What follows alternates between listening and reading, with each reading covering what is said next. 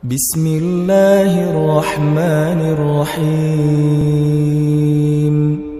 Kalau kita tawakal ke Allahnya 100%, Allah nolongnya 100%.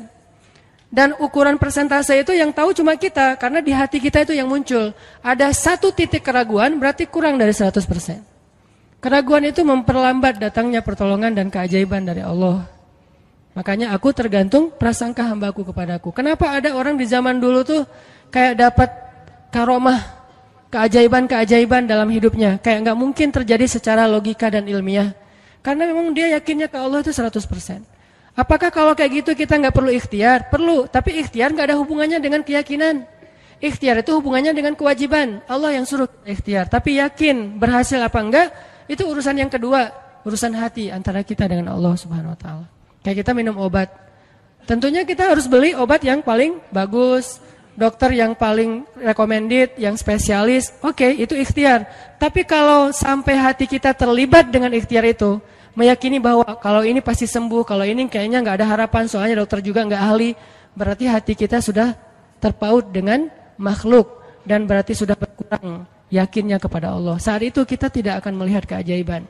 Yang terjadi dalam hidup kita saat itu apa? Hal-hal yang ilmiah. Kenapa kita hanya ngalamin hal-hal yang ilmiah? Karena kita yakinnya kepada hal yang ilmiah. Kenapa ada orang yang ngalamin hal-hal yang sifatnya miracle? Karena dia yakinnya kepada mukjizat. Yakinnya kepada aun atau pertolongan dari Allah Subhanahu Wa Taala. Jadi bukan kita tidak berikhtiar, ini bab a'malul qulub, amal hati. Apakah hati kita yakin nggak sama Allah Subhanahu Wa Taala? Dan Umar mendengar cerita itu semakin yakin sama Allah. Makanya nanti muncul kasus di zaman Umar tuh luar biasa. Ini presiden kalau imannya 100% ke Allah, ada masalah di negaranya tuh dia tinggal bilang ya Allah beres tuh masalah.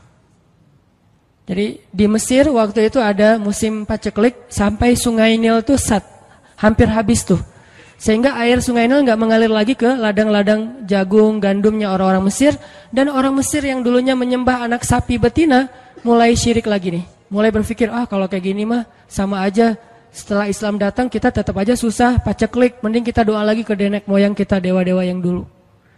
Gubernur Mesir yang namanya Amr bin As waktu itu ngirim surat kepada Umar ke Madinah. Ya Amirul Mukminin, Mesir sedang diuji oleh Allah dengan kekeringan dan masyarakatnya hampir syirik. Kami mohon bantuan dari pusat, dari Madinah untuk membantu bagaimana mengatasi kekeringan di Mesir. Begitu surat itu sampai ke Umar bin Khattab, Umar nulis balik surat dalam bentuk doa. Bismillahirrahmanirrahim. Ya Allah, turunkanlah hujan untuk masyarakat rakyat Mesir. Dikirim ini surat ke Mesir.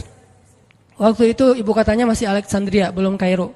Dikirim ke Alexandria, malam itu diambil sama Amr bin As. Pas dibaca oleh Amr bin As, Bismillahirrahmanirrahim.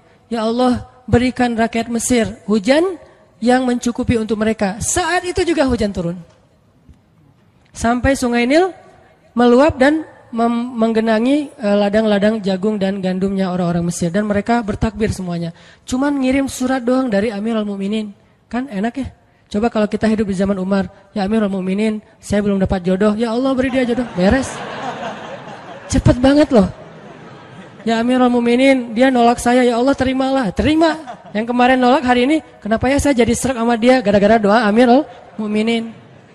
Ini artinya teman-teman, keajaiban dari yakin kepada Allah itu luar biasa dari kisah Bapak tadi itu.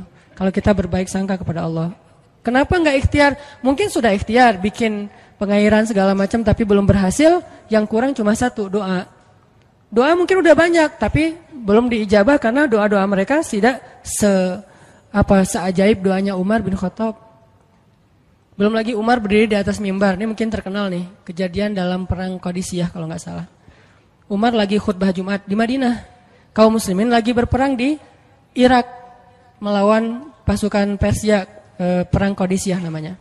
Irak Madinah itu kan kalau naik pesawat sekitar 2,5 jam, 3 jam, jauh tuh. Jakarta Medan lah, jauh. Nah, Umar lagi khutbah di atas mimbar, sholat Jumat, tiba-tiba tema khutbahnya tuh ganti gitu. Lagi ngomong tiba-tiba beralih tema. Wahai kaum muslimin, naiklah ke atas bukit itu. Baliklah kalian mundur-mundur gitu. Jadi Umar tiba-tiba kayak ngomongin sesuatu yang gak nyambung. Orang-orang heran, nih Umar kenapa? Oh ya udah biarin, namanya juga Umar gitu kan. Dia punya mungkin dia ngelihat setan atau apa, setan kan takut sama Umar. Diem. Udah selesai sholat Jumat, pada datang, ya Amirul Mukminin, tadi apa yang terjadi? Kenapa Amirul Mukminin ngomong sesuatu yang nggak nyambung? Kita juga nggak ngerti. Kata Amirul Mukminin, saya ngelihat Allah menampakkan kepada saya pasukan Islam di Qadisiyah yang terdesak, hampir habis dibantai sama musuh. Tapi saya ditunjukkan ke sebuah bukit yang mungkin mudah-mudahan itu jadi benteng untuk mereka berlindung. Saya suruh mereka naik. Orang kan nggak langsung percaya kan? Bener gitu terjadi kayak gitu. Kalau Rasul ngomong, mungkin aku naik ke langit, Isra Mi'raj, oke lah, itu aja masih ada yang mendustakan. Ini Umar yang ngomong, bukan Nabi yang dapat wahyu. Orang nggak langsung percaya. Selang beberapa minggu kemudian, pasukan Qadisiyah pulang. Jadi utusan mereka pulang bawa berita tentang kemenangan perang dalam perang Qadisiyah. Dia cerita, suatu hari di hari Jumat, kami sedang berperang. Kami terdesak, hampir habis dibantai sama musuh. Udah nggak ada jalan untuk berlindung. Tiba-tiba kami mendengar suara Umar. Amirul Mukminin berteriak, wahai kaum muslimin, naiklah ke atas bukit ini supaya kalian terlindungi. Akhirnya kami mundur naik ke atas bukit dan selamat waktu itu. Berarti benar-benar terjadi. Kok bisa? Ya, qadarullah. Ini keajaiban iman mereka. Apakah kita bisa mendapatkan pengalaman-pengalaman kayak gini? Bisa, kalau keimanan kita dengan level yang sama. Kalau nggak selevel yang sama pun, minimal kita nusaddid. Kalau kita tidak bisa sama persis, minimal kita berusaha untuk nuqarib. Berusaha untuk pengalaman kita nanti, walaupun nggak sama persis, mirip-mirip dengan pengalaman mereka. Lagi-lagi, bukan berarti tidak berikhtiar. Ini keajaiban-keajaiban yang terjadi. Dan saya juga baru ngalamin kemarin pas saya di seminggu, nggak kurang dari seminggu yang lalu, saya baru pulang dari laut di Batu Karas. Di sini ada teman saya, Agi. Mana Agi? Nah, ini Agi ya. Ini by the way model iklan. Ada deh pokoknya iklan jodoh maksudnya. Agi ini anak Batu Karas. Agi boleh diceritain? Agi ini anak Batu Karas. Batu Karas itu Jawa Barat, daerah Pangandaran. Dari Bandung kurang lebih 6 jam perjalanan. Kalau lagi ada ombak saya suka ke sana nonton orang main surfing. Nggak main sih, main dikit-dikit tapi nggak jago. Nonton orang main surfing. Ketemu Agi. Agi nggak tahu tuh ya. 2 hari sebelum saya datang ke Batu Karas, dia sakit, kayak demam gitu. Mungkin habis diputusin kali ya. Dia demam gitu, nggak enak badan, pengen pulang. Biasanya kalau nggak enak badan cuma dia tinggal di Jakarta, paling juga di kos-kosan. Tapi kali ini pengen pulang ke Batu Karas banget. Aduh, kenapa ya pengen pulang ke Basroh Batu Karas gitu ya. Batu Karas kayak Basroh gitu. Pengen ke Batu Karas. Pas dia pulang, hari saya lagi mau main tuh, dia diajak sama temen dia, ngojek itu apa? Berenang yuk gitu. Berenang yuk, berenang. Dia ikut, padahal lagi nggak enak badan, tapi pengen berenang. Pas lagi di pantai, saya datang ketemu loh, kayak kenal nih, hitam-hitam ektis gitu. Ternyata ketemu saya, Ustadz Hanan ya, kenalan. Ustadz saya tuh ketemu Ustadz kemarin di Meruya pas kajian minggu bulan yang lalu. Cuman karena jamaahnya banyak, saya nggak bisa ketemu Ustadz, nggak bisa salaman. Saya waktu itu membatin. Ya Allah, saya pengen banget ketemu Ustadz Hanan langsung, tapi jangan dalam suasana ta'lim yang ramai, langsung berdua. Mudah-mudahan terkabulkan. Akhirnya Agi banyak istighfar sebulan istighfar, akhirnya terjadilah yang tadi itu. Dia nggak enak badan, saya juga tiba-tiba ujuk-ujuk, kenapa ya saya pengen ke Batu Karas, ternyata di sana ada ombak. Kan ada Agi. Ketemu aja di Batu Karas, itu cara Allah menskenariokan. Dan itu terbukti banget loh, istighfar. Bukan karena saya orang soleh, dan kita bisa istighfarin siapa aja. Saya pengen ketemu ini, dan itu ajaib. Kalau misalnya nggak ketemu pun di dunia, insya Allah ketemu dengan orang soleh itu nanti di akhir. Apa ruginya beristighfar dan berdoa? Nggak ada ruginya kan? Ya Allah, saya pengen banget ketemu dengan, misalnya sebutlah ulama yang paling kita ngefans di dunia siapa gitu, dengan Imam Sudais, Imam Masjidil Haram. Pengen banget jabat tangan sama Imam Masjidil Haram yang imamin umat Islam seluruh dunia gitu. Tapi kan nggak mungkin. Kita umroh, kita haji juga nggak bisa ketemu dengan Imam Sudais. Kita berdiri paling depan ya, di dekat dengan Hajar Aswad. Begitu mau sholat diusir tuh. Begitu selesai salam langsung dipagar betis sama askar-askarnya. Susah ketemu beliau tuh, ajaib banget kalau bisa ketemu. Tapi kan nggak ada salahnya beristighfar kan? Astagfirullah, astagfirullah, ya Allah, Sudais, astagfirullah, astagfirullah, Sudais, astagfirullah. Terus aja gitu. Pengen ketemu Sudais. Tiba-tiba bisa aja Sudais datang ke Indonesia, ada seminar apa, mungkin bisa ketemu yang paling logisnya. Atau kalaupun nggak ketemu di dunia, tiba-tiba bangkit dari kubur di sebelah kita. Siapa? Kan kamu sering manggil saya dulu, siapa? Sudais. Sudais yang mana ya? Imam Masjidil Haram, Masya Allah, Syekh gitu. Dan orang soleh nanti di akhirat, dialah yang salah satu akan menyelamatkan kita dari perjalanan yang sulit. Selain syafaat Rasulullah SAW. Jadi kalau disebut nama Nabi, kita spontan ya, Sallallahu Alaihi Wasallam. Kalau perlu bahkan kayak respect banget gitu. Kalau disebut nama Nabi langsung Sallallahu Alaihi Wasallam, karena luar biasa jasa Rasulullah. Yang jelas selain Rasulullah SAW, nanti ulama-ulama orang-orang soleh juga bisa nolongin kita di akhirat. Jadi kalau kita doa, ya Allah pengen banget ketemu si fulan, Syekh fulan, Ustadz fulan, Kiai fulan. Kalau nggak ketemu pun di dunia, pasti ketemu di akhirat. Yang jelas harapan kita nggak mungkin Allah abaikan gitu aja, nggak mungkin. Pasti Allah kabulkan. Cuman Allah kadang-kadang menggunakan cara yang lebih baik daripada yang kita pernah bayangin. Ketemu beliau di dunia paling cuma selfie. Tapi kalau ketemu di akhirat, dibawa selamat di sirat yang panjang, lebih mending mana? Ketemu nih dengan seorang ulama, orang soleh yang kita ngefans banget nih. Pokoknya saya pengen banget selfie sama beliau, ya Allah. Apalagi kalau orang soleh itu followersnya banyak, misalnya 1.100.000. Sedikit itu mah, banyak model yang 17 juta, 19 juta. Pengen followersnya nambah kalau selfie sama beliau. Cuma nambah followers. Tapi kalau ketemunya di akhirat, nambah apa? Nambah derajat, naik level. Kita jadi selevel dengan masuk ke level beliau, padahal kita mah malahnya nggak selevel gitu. Kenapa? Karena dibawa sama beliau. Orang soleh itu kalau mau masuk surga, teman-teman nyari teman-teman yang mencintainya di dunia. Ya Allah, mana fulan, dia mencintai saya di dunia. Ya Allah, mana fulan, dia mencintai saya di dunia. Allah bilang, dia masih tuh di sidang, belum beres-beres, sudah sidang ke-30 misalnya. Kan sidang di dunia aja satu kasus berpuluh-puluh kali kan. Gimana sidang akhirat, lebih berat lagi tuh. Ya Allah, tolonglah dia, selamatkan dia, karena saya mencintainya selama di dunia karena engkau. Akhirnya orang-orang soleh pada balik lagi. Dari surga, balik lagi ke padang mahsyar. Demi ngapain? Demi menyelamatkan orang-orang yang mencintai mereka semasa di dunia. Datang ke padang mahsyar. Cari ke bagian informasi. Tolong dong yang namanya ini gitu. Panggilin. Perhatian-perhatian, Hanan At-Taki dipanggil sama Syekh siapa gitu. Saya dipanggil. Datang aja. Mas, saya yang dipanggil. Benar Hanan At-Taki? Ya, mana coba buktinya? Aduh, saya lupa bawa kartu nama. KTP misalnya. Udah pasti tahu lah ya malaikat sama kita. Udah, masuk aja. Tuh ada yang nungguin di business lounge gitu. Jadi ada VIP lounge-nya gitu kan. Oh, saya boleh masuk VIP lounge-nya, masuk ke VIP lounge. Udah sampai di sana, udah ada makanan segala macam, mereka lagi duduk. Kayak asa kenal nih, siapa ya? Dekat Hanan ya? Ya, wah kita sering ketemu dalam doa. Wah, akhirnya pelukan. Ada apa Syekh?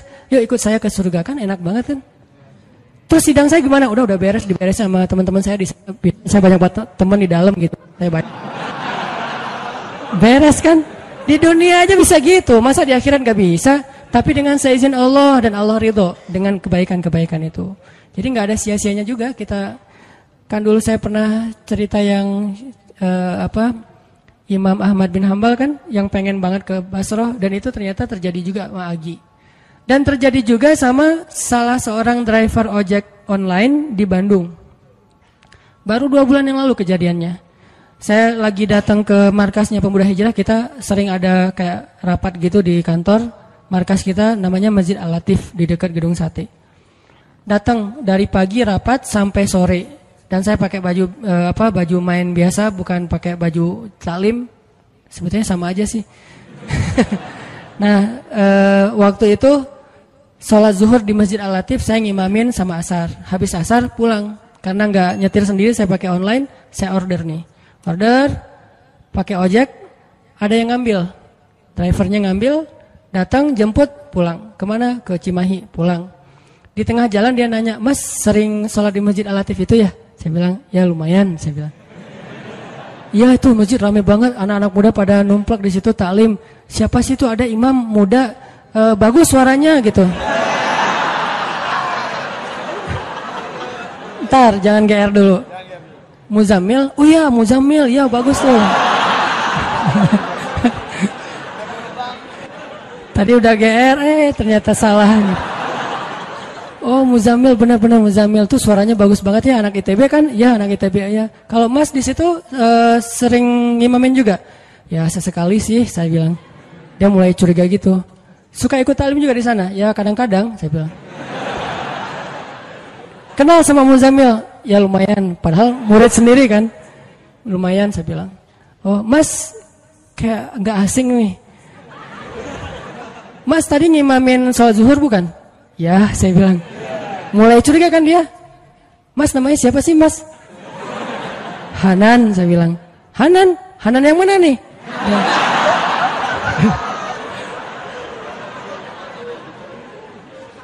Saya bilang Hanan Taki. Wah langsung oleng deh mah.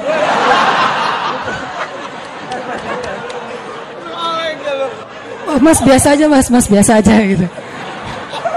Ini benar Ustaz Hanan Taki, benar. Masya Allah, ya Allah, udah gitu kayak terharu gitu, heboh semua orang pada ngelihat lampu merah lah gitu ya, pada ngelihat semuanya. Saya langsung pakai masker, gitu.